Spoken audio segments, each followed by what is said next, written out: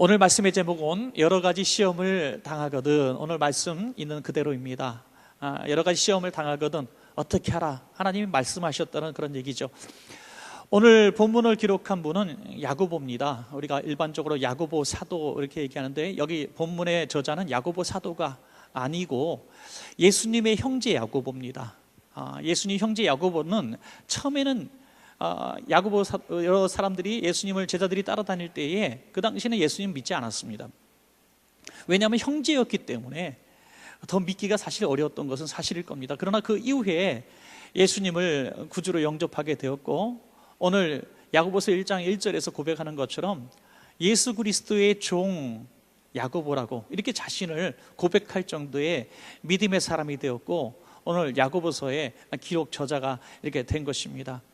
오늘 야고보가 쓴 이 편지는 전 세계 각국에 지금 흩어져 있는 야고보의 서신은 전 세계에 흩어져 있는 그 디아스포라들, 다시 말해서 그 기독교 대박해를 피해서 전 세계에 달아나서 살고 있었던 그런 모든 유대인들을 향해서 쓴 편지로 이렇게 보여집니다.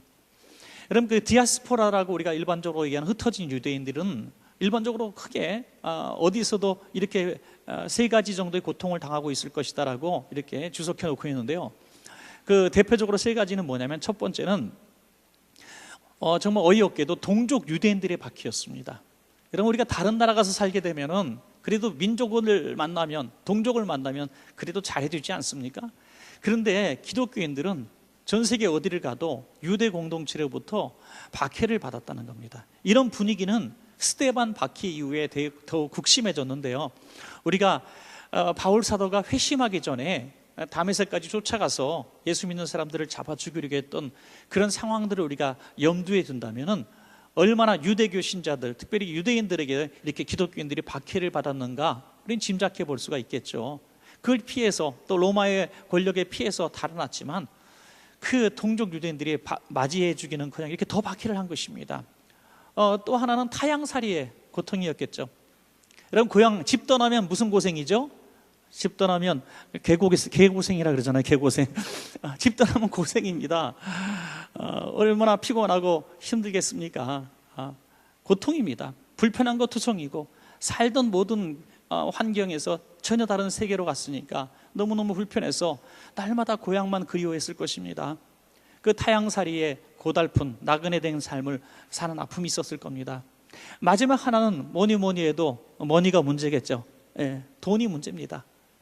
살던 기득권, 가게, 자기가 살던 직업들 다 내버려두고 오직 믿음 지키려고 이렇게 세계를 배회하다 보니까 먹고 사는 문제가 너무 힘들었습니다.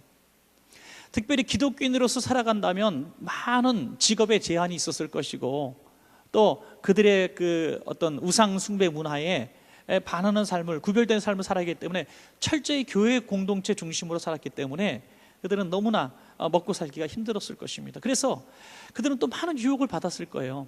이 신앙만 버리면 나도 저들처럼 먹고 살 수 있을 텐데, 나도 우상 만드는 일을 해본 돈을 많이 벌 수 있을 텐데, 이런 생각들을 많이 했을 겁니다. 오늘 야고보 사도가 이렇게 세 가지 고통 속에 살고 있는 수많은 흩어진 디아스포라들에게 오늘 이 본문을 주면서 이렇게 말씀하지 않습니까? 1장 벌써 이 초반부터 너희가 여러 가지 시험을 당하거든 했습니다. 이 모든 디아스포라 타향살이에 기독교인으로서 살아가는 모든 삶의 고통들, 이런 것들이 시험이라고 규정해 놓고 있는 것입니다. 시험. 여러분, 우리가 이 세상 살아가면서 당하게 되는 모든 것들이 다 시험입니다만, 특별히 신앙인으로서 살아가면서 당하게 되는, 거기에 이렇게 계속 이어지게 되는 그런 삶의 모든 고통들, 외부적인 아픔들, 공동체에서 버림받는 것들, 또 경제적으로 소외받고 또 이렇게 배척받는 이런 모든 일들이 다 시험거리가 된다는 겁니다. 이것은 우리에게 저주요, 우리를 넘어지게 하는 것이 아니라 우리에게 하나의 시험이다. 시험이다. 시험은 여러분, 우리가 거절할 수 없는 겁니다. 시험은 이겨야만 하는 것입니다. 잘 봐야 하는 것입니다. 너희가 이런 시험을 당하거든 고맙게도 이렇게 하라라고 오늘 야고보 사도는 아주 명쾌하게 말씀하여 주셨습니다. 저는 학교에서 어떤 강의를 듣거나 어떤 세미나를 듣거나 어떤 어려운 학문의 책들을 읽을 때마다 참 어려운 게 있어요.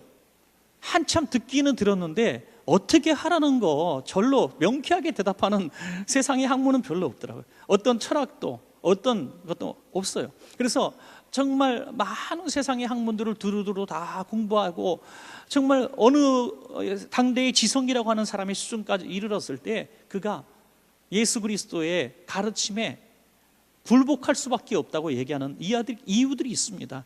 그만한 명쾌하고 고상한 진리가 없다는 거죠. 여러분, 하나님의 말씀은 저는 그렇다고 봅니다. 그래서 저는 설교를 아주 쉽게 하는 사람이 되었습니다. 하나님의 말씀은 너무나 명쾌합니다. 너무나 단순합니다. 우리가 이 땅 살아가면서 오만 가지 시험을 다 당하게 됩니다. 마귀가 주는 시험일 수도 있고 우리가 욕심 때문에 만나는 시험일 수도 있고 하나님이 우리를 더 복 주시려고 허락하시는 일종의 테스트도 시험이 될 수가 있습니다. 그러나 이 모든 시험을 이길 수 있는 비결은 오늘 야고보 사도가 말씀하신 오늘 두 가지 비결 속에 다 포함되어 있다는 것입니다. 사랑하는 여러분, 오늘 새해를 시작하는 이 1월 달에 지난해까지도 풀지 못했던 수많은 시험거리들에 대해서 우리는 이런 프리즘을 통해서 딱 바라볼 수 있는 눈이 열리길 바랍니다, 여러분. 그래서 야고보 사도가 말씀하신 처럼 이 온갖 우리에게 주어지는 시험, 우리도 디아스포라 아닙니까? 저 하나님 나라를 향해서 가고 있는 이 땅에 나그네 된 인생을 살고 있는 저와 여러분도 오늘 이 두 가지 말씀을 잘 우리가 들으시면서 모든 시험을 이 두 가지 비결로 승리하셔서 시험 이후에 오는 축복의 주인공도 다 되시기를 주님의 이름으로 간절히 축복합니다. 자, 두 가지입니다. 첫 번째, 우리가 여러 가지 시험을 당하거든 기뻐하시기 바랍니다. 시험을 만나거든 기뻐하라. 아이고, 그렇게 말도 안 되는 소리를 비결이라고 말씀하십니까? 저도 그렇게 묻고 싶습니다. 야고보서 1장 2절에 보면 내 형제들아 너희가 여러 가지 시험을 당하거든 온전히 어떻게 하라고요? 기쁘게 여기라. 여러분, 특별히 이 기쁘게 여기라 이것을 저는 그 주석을 찾아보다가 더 놀랐습니다. 왜냐하면 주석에 이렇게 이 기쁨을 이렇게 표현해 놨습니다. 이 원어적인 기쁨은 누군가에게 자랑하고 싶어서 견딜 수 없는 수준의 기쁨이다. 마치 누가 묻지 않아도 먼저 얘기하는 거죠. 우리 애 이번에 학교 들어갔어요. 아유, 우리 아빠 승진했어요. 아유, 이번에 로또 맞았어요. 우리가 이번에 좋은 일이 생겼어요. 누가 묻지 않아도 말하지 않아도 막 얘기를 하게 되는 거죠. 좋은 일이니까. 그런데 내가 시험을 만났는데 말하고 싶어서 견딜 수 없어. 집사님, 내 얘기 좀 들어봐요. 나 시험 만났어요, 시험. 미친 거 아닙니까? 이게 제정신입니까? 그런데 오늘 성경은 여러 가지 시험을 당하거든. 여러 가지라고 얘기해 있죠. 어떤 한 종류의 시험을 말하고 있지 않아요? 오늘 디아스포라로서 당할 수 있는 모든 시험을 당할 때에 기쁘게 여겨라. 기쁘게 여겨라. 왜요? 시험은 힘들지만 시험을 견딘 이후에 오는 유익이 시험 이전보다 더 크기 때문인 줄로 믿으시기 바랍니다. 여러분, 만약에 우리가 욕심 때문에 시험을 만났어요. 욕심 때문에 이 시험을 욕심으로 시험을 그냥 시험이라고 생각하고 거기 넘어가 버려요. 그러면 어떻게 됩니까? 욕심은 죄를 낳고 죄의 결국은 사망입니다. 그러므로 욕심을 가져서 당하는 시험에는 이 시험을 통과해서 욕심을 이겨야 되는 거예요. 욕심을 버려야 되는 거예요. 이 시험이 왔을 때, 내 욕심 때문에 시험이 왔구나. 내가 욕심 때문에 신앙이 갈등이 왔구나 하면서 욕심만 버리면 되는 거예요. 그러면 시험이 이 테스트가 되는 거고 욕심을 버림으로 나의 영혼과 육체는 살게 될 줄로 믿습니다. 그러므로 욕심 부리고 죄와 사망의 길로 가는 사람에겐 아무 문제가 없는 게 축복이 아니라 저주라고 하는 것이 아파야 되는 거예요. 갑자기 사업이 안 돼야 되는 겁니다. 갑자기 고통이 생겨야 되는 거예요. 그래서 내가 하나님 앞에 죄를 졌구나. 이 시험이라고 생각 깨닫고 돌아와야 된다는 거죠. 오늘 본문의 유대인들은 이 디아스포라들은 이런 욕심보다도 신앙 때문에 당하는 많은 시험을 대부분 겪고 있었습니다. 믿음 때문에. 그렇기 때문에 더더욱 이 시험이 왔을 때 기뻐하라는 겁니다. 믿음으로 살려고 하지 않으면 시험조차 오지 않는데 너희가 믿음으로 살려고 하니까 시험이 됐다는 거예요. 그러므로 이 시험이 왔을 때 기쁘게 여기라. 사랑하는 여러분, 죄송한 얘기지만 난 인생 살면서 신앙생활하면서 신앙에 갈등이 한 번도 없어요. 너무너무 평안해요. 이런 분들은 둘 중에 하나입니다. 너무나 하나님 앞에 완전하게 드려진 나시린 같은 삶을 살아가지고 마귀가 감히 접근을 못하는 사람이고, 두 번째는 마귀가 건드릴 이유가 없는 사람이에요. 자기 편이니까. 네. 가만히 둬도 죄의 길을 잘 걸어가는데 뭐하러 신경 쓰겠습니까? 둘 중에 하나라는 거예요. 오늘 디아스포라들은 하나님의 영광 때문에 수많은 가지 시험을 만나게 됩니다. 기쁘게 여기라. 그러니까 내가 하나님의 영광을 위해 살아가고 있다는 증거로 여기라는 거예요. 마귀가 가만히, 여러분 생각해 보십시오. 우리가 하나님의 선한 사업을 하고 하나님의 영광을 위해서 뭔가 하려 할 때 마귀가 가만히 있겠습니까? 항상 트러블을 일으키는 겁니다. 문제를 일으키는 거예요. 여러분, 그럴 때마다 우리는 생각해야 됩니다. 아, 그렇구나. 하나님의 영광을 우리가 올리는 일이 틀림이 없구나. 주의 일을 할 때, 어떤 중요한 행사를 할 때 시험거리들이 생기는 건 지극히 당연한 겁니다. 마귀가 역사한다는 거죠. 여러분, 한 가지 얘기를 좀 예화를 드리겠습니다. 시몬 베드로 같은 사람은 예수님의 수제자 중에 수제자 아닙니까? 예수님이 어디 가든지 데려가셨고 베드로 위에 교회까지 세우겠다고 약속하신 수제자입니다. 요즘으로 교회로 치자면 교회의 가장 중요한 인물입니다. 가장 중요한 사역자고 존경받는 인물입니다. 예수님이 가장 신뢰하는 사람입니다. 그런데 그가 예수님이 십자가를 지시겠다고 말씀하실 때 뭐라고 말씀합니까? 주님, 십자가 안 됩니다. 이 일이 결코 예수님께 일어나서는 안 됩니다. 이 베드로는 지금 시험에 든 거예요. 쉬운 말로 시험에 든 겁니다. 베드로는 예수님이 메시아가 되어서 나라의 왕이 될 줄 알았거든요. 자기도 한 자리 할 줄 알았습니다. 그런데 예수님이 십자가 지시겠다니까 그러지 말라는 거예요. 하나님의 영광과 세상의 성공을 둘 중에서 하나 선택해야 되는 시험에서 베드로는 하나님의 영광보다도 인생의 성공을 택한 거예요.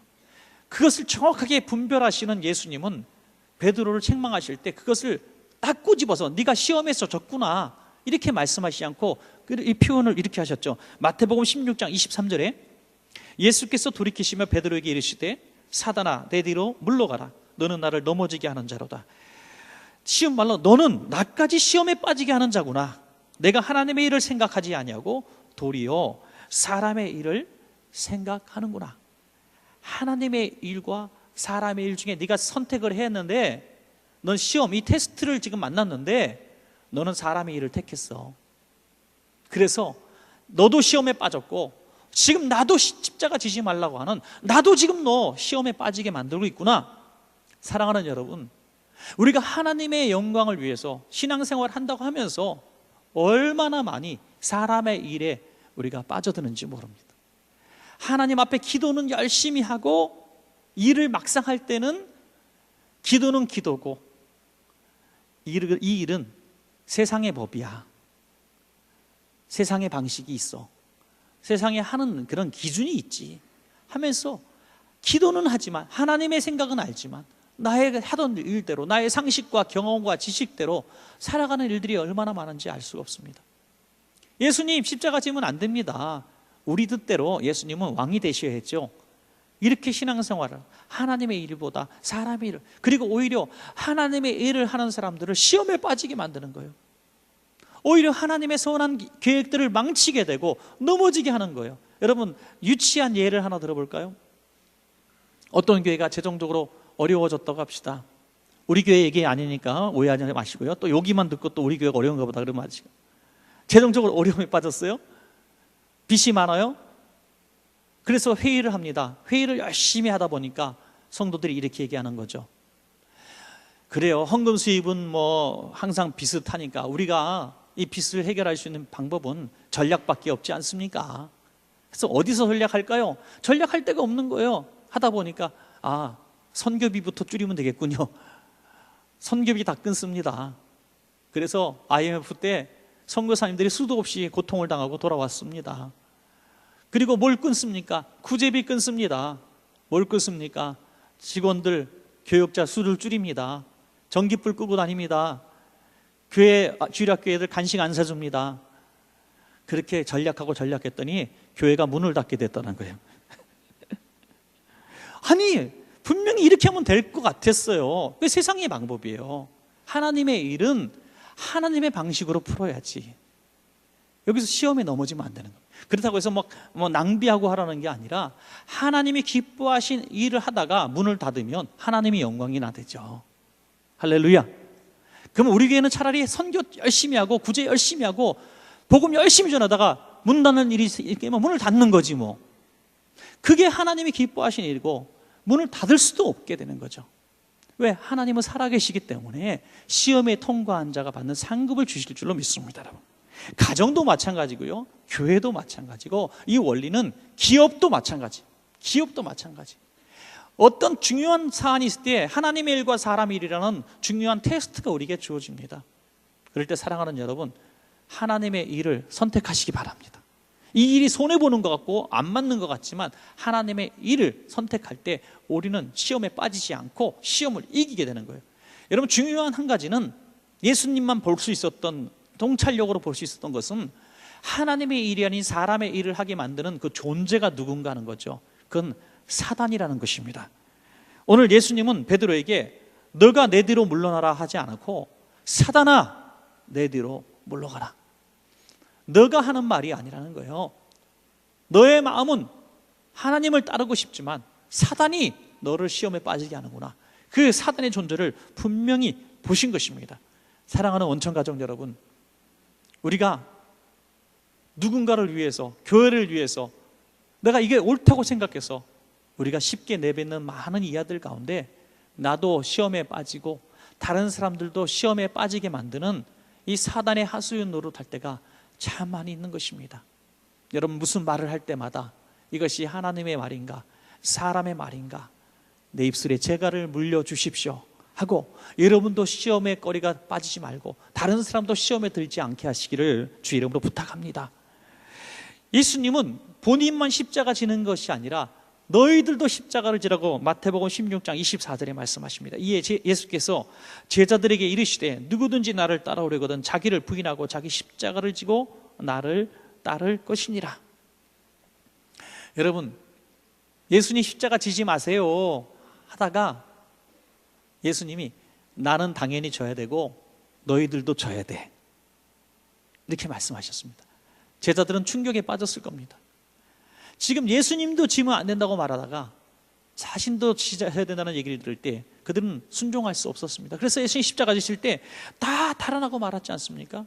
그런 그들이 어떤 일이 있었기에 다시 다 예루살렘으로 돌아와서 다 복음을 증거하다가 하나같이 선교의 제물이 될 수가 있었을까요?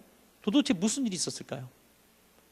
하나님의 일을 선택하지 않고 사람의 일을 선택하다가 시험에 빠졌던 그들이 무슨 일이 있었기에 다시 예루살렘에 들어와 예수님이 말씀하신 원점의 십자가를 질 수 있었는가 하는 거죠.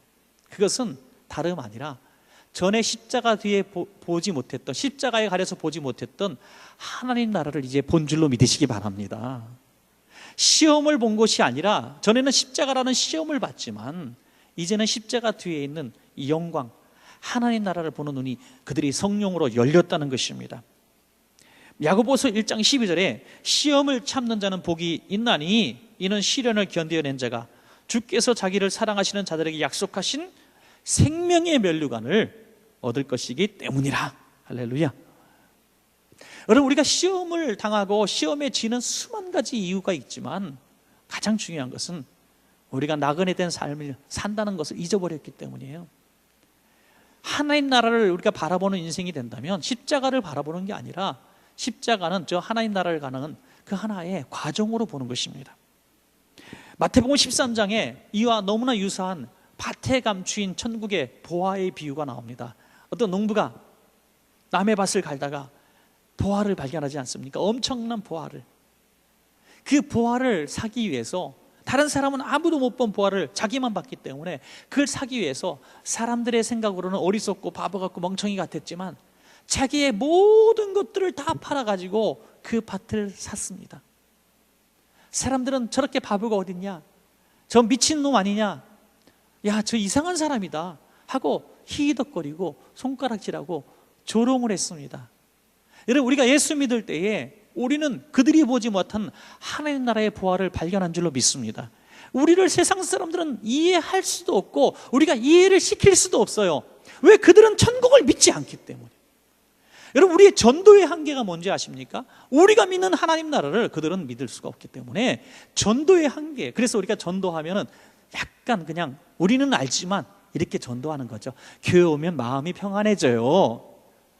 교회 오면요 뭐든지 잘 돼요. 약간 아닌 거지만, 예? 그래도 천국을 믿지 않는 사람들이 교회로 올 수 있게 하기 위해서, 교회 오면 평안해지고 좋은 사람들도 만날 수 있고 교회 오면 삶의 질이 좋아지고 행복해질 수 있어요라고 이렇게 전도할 수밖에 없는 거예요. 그래서 어떤 이유에든지, 무슨 어떤 공연이라든지 어떤 뭐 바자회라든지 어떤 교회에서 어떤 뭐 일일 찻집이라든지 뭘 해서 성도들이 되게 하고 교회를 출석하게 하다가 신앙생활 중에 성령 받게 되면 그들이 우리와 같은 하나님 나라를 발견하는 사람이 되어서 십자가 지는 데까지 나아가게 되는 줄로 믿으시기 바랍니다. 여러분, 그가 이 밭을 팔고 논을 팔고 집을 팔아서 보화를 살 때에 십자가라고 생각하지 않습니다. 고난이라고 생각하지 않고 손해라고 생각하지 않았습니다. 마태복음 13장 44절에 천국은 마치 밭에 감추인 보화와 같으니 사람이 이를 발견한 후 숨겨두고 기뻐하며 자기 모든 것들을 다 팔아서 조그만 밭대기 하나 샀는데 기뻐했다고 했어요. 돌아가서 자기 소유를 다 팔아 그 밭을 샀느니라. 시험이었지만 기뻐했다. 왜? 밭에 감추인 보화를 보았기 때문에. 고린도서 4장 17절 18절에 우리가 잠시 받는 환난에 경한 것이 지극히 크고 영원한 영광에 중한 것을 우리에게 이루게 함이니 우리가 주목하는 것은 보이는 것이 아니요 보이지 않는 것이니 보이는 것은 잠깐이요 보이지 않는 것은 영원함이니라. 아멘. 여러분, 시험은 항상 마귀가 주는 것이라고 생각할 때가 많은데요, 마귀가 주는 것도 시험이지만은 때로는 주님이 주시는 이 감추인 밭의 비유 또는 이 십자가의 이야기도 사실 때로는 우리에게 시험거리가 되지 않습니까? 집사님, 이번에 이런 봉사 좀 하시죠. 집사님, 이번에 이런 헌신 좀 하시죠. 집사님, 이번에 보너스 많이 타셨는데 성과급 받으셨는데 11조 띄셔야죠. 이게 시험거리가 되는 거예요. 여러분, 소득이 작을 때는 11조 띄는 거 괜찮아요. 청년들이 처음에 신앙생활하면 11조 갖고 올 때는 아주 기분이 삼삼하고 너무 좋대요. 그런데 과장이 되고 회사 임원이 돼서 막 성과급 막 받게 되면 그때부터 믿음이 흔들리기 시작하는 거예요. 그래서 저는 그렇게 기도해 줍니다. 성과급 많이 받지 않게 해달라고, 월급 많이 오르지 않게 해달라고, 떼돈 벌지 않게 해달라고, 11조 낼 수 있는 믿음까지만 돈 달라고. 하나님, 그렇게 아니신 분들은 저한테 살짝 얘기해 주시면 따로 기도해 드리고요. 하긴 뭔 말씀하는지 모르겠지만은 축복의 십자가, 이것만 통과하면 더 큰 것이 있는데 그걸 보지 못하는 우리들이 시험에 많이 넘어집니다. 또 누가 뭐라고 하지도 않는데 조그만 말에 상처를 받고요. 또 교회가 이러면 되냐, 뭐 누가 이러면 되냐, 교회 뭐 권사님이 이래서 돼, 장로님이 이래서 돼, 목사가 이러면 돼 하면서 한두 가지 다 그거 보고선 실망하고 또 교회를 떠납니다. 사업이 어려워졌다고 교회를 떠나고요, 열심히 충성했는데 병에 걸렸다고 하나님 이럴 수 있냐고 교회를 떠납니다. 시험입니다. 시험. 교회를 떠날 수 있는 수만 가지 시험이 우리에게 다가옵니다. 그렇지만 시험에 들어서 넘어지고 떠나면 나아지는 게 있습니까? 달라지는 게 있습니까? 시험은 내가 드는 것입니다. 시험은 내가 빠진 거예요. 이 시험에서 이기면 그 이후에 복이 있는데, 축복이 있는데, 하나님 나라가 있는데 그걸 보지 못하고 내가 시험에 지는 것입니다. 내 욕심 때문에 넘어지고 내 교만 때문에 빠지는 것이 시험입니다. 그래서 시험은 자기 욕심 때문에 온다고 성경은 말씀하고 있는 것입니다. 여러분, 시험이 올 때마다 부정적으로 생각하지 마시고 오늘부터 이 하나님이 우리에게 허락하신 테스트든지 내 삶의 5만 가지 이 연단의 테스트라든지 시험이라든지 어떤 시험이든지 시험이 올 때 시험만 보지 마시고 이 시험을 통과한 이후에 전에 없던 축복이 있다는 것을 믿으시고 시험이 올 때마다 기쁘게 여기시고 시험을 기쁘게 통과하시는 여러분 되시기를 축복합니다. 자, 마지막 두 번째로, 세 가지 안 나오니까 얼마나 좋은지 모르겠어요. 마지막 두 번째로, 여러 가지 시험을 당하거든 기도하시기 바랍니다. 기도.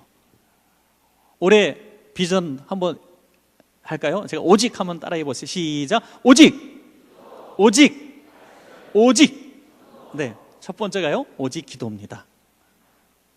사실 오직 기도예요. 어떤 시험이든지 반드시 이겨야만 하는데요. 이겨야만 하는데 이길 수 있는 힘은 어디서 오느냐? 이길 수 있는 지혜는 어디서 오느냐? 기도밖에 없다는 거예요. 여러분, 육신은 시험을 이길 힘이 없습니다. 우리의 육신은 본능적으로 죄에 가깝고 죄에 질 수밖에 없어요. 육신의 힘으로는 시험을 이길 사람 아무도 없어요. 여러분, 육신을 의지로, 결심으로 이길 수 있는 사람이 있다면 왜 중독에 빠집니까? 왜 가슴이 아파하고 후회합니까? 매일같이. 아유, 내가 그 말 하지 말았어야 했는데 가슴을 치고, 내가 그 행동하지 말았어야 했는데 속상해하고, 왜 중독에 빠져서 자기 자신을 멸시합니까? 육신은 약하기 때문입니다. 예수님은 그것을 분명히 우리에게 말씀하시죠. 마가복음 14장 38절에 시험에 들지 않게 깨어있어 기도하라. 마음에는 원이로되 육신이 약하도다. 약한 육신을 고지 삼아 마귀는 우리를 마음대로 유린하는 것이죠. 이걸 이기는 방법은 영으로 육을 이길 수밖에 없습니다. 영으로 육을 이기는 비결은 뭡니까? 기도밖에 없는 줄로 믿습니다. 기도밖에 없어요. 올해 이 오직 기도라고 했는데 갑자기 저와 여러분에게 하루에 1시간씩 기도하십시오 하면은 교회를 옮길 확률이 무진장 높기 때문에 제가 그렇게 강조할 수는 없고, 저는 한 가지만 좀 바꿨으면 좋겠어요. 그거는 지금까지 하던 모든 기도에 조금 진실성을 좀 보태자. 그 흔한 식사기도 한번 하더라도 저는 이렇게 했다가, 이제는 그래, 올해는 기도니까 주님, 귀한 음식 주셔서 정말 고맙습니다. 예수님 이름으로 기도합니다. 이렇게 하더라도 그 진심이 담긴, 또 주일날 설교 후에 잠시 30초 1분 기도하는 그 짧은 시간 기도하는데, 그 기도 시간, 짧은 시간 기도라도 조금 더 진실되게, 조금 더 간절하게, 조금 더 믿음 있게 말이죠. 집회 전에도 잠시 기도하고 말씀 들읍시다 하면 그냥 통성으로 그 기도 시간, 순서 중에 있는 때우는 기도 시간이 아니에요. 그 짧은 기도 시간에도 조금 더 진실하게, 좀 하나님과의 교통 속에 들어가는 그런 기도. 예배 전에 잠깐 와서 한 2, 3분 묵상할 때에도 그냥 눈 감고 예배 시간 일찍 와서 시간 보내는 게 아니라 진심으로 하나님과의 그런 교제의 영적인 공간, 누구도 범접할 수 없는 그 영적인 공간을 이루어내는 그런 기도의 시간이 됐으면 좋겠다는 거죠. 그 기도에 하나님 우리에게 영적으로 임하시고 우리의 육을 이길 수 있는 영의 사람이 되게 만들어 주시는 것입니다. 여러분 가만히 생각해 보면 시험은 축복의 관문이지 우리에게 어떤 지뢰라든지 함정이 아닌 것입니다. 어떤 성도님은 이렇게 얘기합니다. 하나님, 내 인생에 왜 이렇게 시험이 많습니까? 시험, 환난, 고난이 왜 이렇게 많습니까? 편할 날이 없습니다. 그런 분은 저에게 기도 부탁하십시오. 주여, 빨리 천국 보내주시옵소서. 그럼 시험 없는 인생을 살 수 있어요. 그러나 이 세상은 늘 나그네 길이고 고단한 인생길입니다. 늘 시험에 있을 수밖에 없어요. 왜? 육신을 갖고 살아가니까, 육신이니까, 약한 육신이니까. 육신이 아니라 영의 사람이 되면 똑같은 시험이지만 시험이 아닌 줄로 믿으시기 바랍니다. 영의 사람이 되면 육신의 사람은 시험이라고 하는데 영의 사람은 축복의 관문으로 보여지는 거예요. 그래서 기도하라 이거예요. 기도하라. 기도하면 시험이 아닌 것입니다. 훈련 받기 전에는 굉장히 어려운 거였는데 훈련을 받으면 그 별것도 아닌 거예요. 별것도 아닌 게 되는 거죠. 여러분 운동 열심히 하시는 분들 많은데 전에는 1분도 못 걷던 분이 열심히 재활 치료받고 열심히 운동하니까 나중에는 10분도 걷게 되는, 나중에 1시간도 걷게 되는 거예요. 이게 체력이 향상된 거죠. 기도의 힘도 마찬가지예요. 기도로 영으로 육을 이기는 훈련을 하는 것, 계속 기도의 훈련을 하면 많은 시험들이 시험거리가 아닌 거예요. 이제는. 전에는 어려웠던 게 이게 뭐 시험이야. 여러분, 우리 성도님들 가운데서도 이런 기도의 성도님들이 참 많은 게 감사한 일이에요. 어떤 시험거리를 제가 만난 걸 봤어요. 가정에 어려움이 왔습니다. 폭풍이 왔습니다. 또 어떤 성도님이 오해해서 뭐 어떤 얘기를 했는데 상처가 클 것 같아요. 제가 너무나 염려스러워서 가서 괜찮으세요? 요즘 좀 어떠세요? 그랬더니 그분이 저를 뭘요? 아니 뭘요 목사님? 지금 이렇게 이것도 어렵고 저것도 괜찮아요. 뭐 한두 번 겪어요? 이렇게 얘기하는데 제가 갑자기 이렇게 작아지는 느낌? 그분이 영적 거인이 된 느낌? 여러분, 이건 기도의 내공임, 기도의 힘입니다. 기도 5시간 했다, 6시간 했다, 금식 기도 몇 번 했다, 이게 아니에요. 기도의 영역, 기도의 능력은 그런 데서 나오는 게 아니라 하나님과의 교통에서 나오는 거예요. 인격적인 하나님과의 교통에서 나오는 것입니다. 기도 시간을 자랑하지 말고 기도의 능력을 얻으시기 바랍니다. 여러분, 기도하면 하나님이 주시는 것이 중요한 두 단어가 나오는데요, 야고보서 오늘 1장 5절부터 8절까지 한번 보시면서 굉장히 중요한 두 단어를 한번 여러분 발견해 보십시오. 너희 중에 누구든지 지혜가 부족하거든 모든 사람에게 후히 주시고 꾸짖지 아니하시는 하나님께 구하라. 그리하면 주시리라. 오직 믿음으로 구하고 조금 더 의심하지 말라. 의심하는 자는 마치 바다에 밀려 요동하는 바다 물결 같으니 이런 사람은 무엇이든지 쉽게 얻기를 생각하지 말라. 두 마음을 품어 모든 일에 정함이 없는 자로다. 중요한 게 두 개 나왔죠. 하나는 뭐예요? 지혜, 맞습니다. 또 하나는 믿음이죠. 예. 기도하면 두 가지를 주세요. 하나는 지혜를 주십니다. 여러분, 우리가 시험에 어이없이 빠져드는 것은 영적인 지혜가 없기 때문이에요. 영적인 지혜가 생겨지면 이게 시험인지 금방 알아요. 여러분, 우리가 어떤 시험거리를 만났어요. 교회 신앙생활 하다가. 그런데 하나님께 기도하는 사람은 하나님이 야, 이건 너 시험이야 말씀하시는 거야. 여러분, 무슨 말인지 이해되십니까? 이거 하나님이 딱 우리에게 지혜 주시는 거야. 야, 이거 시험이야. 야, 너 이거 억울한 일 아니야. 너 저 사람 미워할 필요 없어. 이거 너 시험이야 하고 딱 깨달음을 주신다는 거예요. 어떤 사업을 하는데 어떤 사람이 너무나 좋은 조건을 가지고 처음 보는 사람인데 갖고 왔어요.